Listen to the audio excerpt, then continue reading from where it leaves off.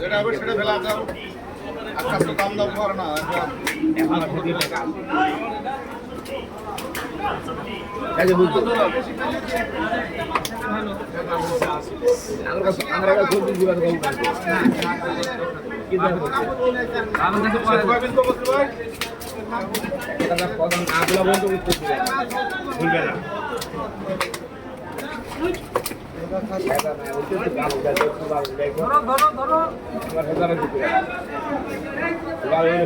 নটা আছে মনে হয় না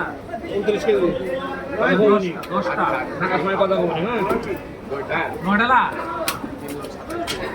থাকার সময় কথা বলি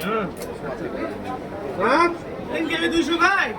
29 কেজি 9 পিস না 3 কেজি 200 হ্যাঁ 222 গ্রাম আইটা ভালো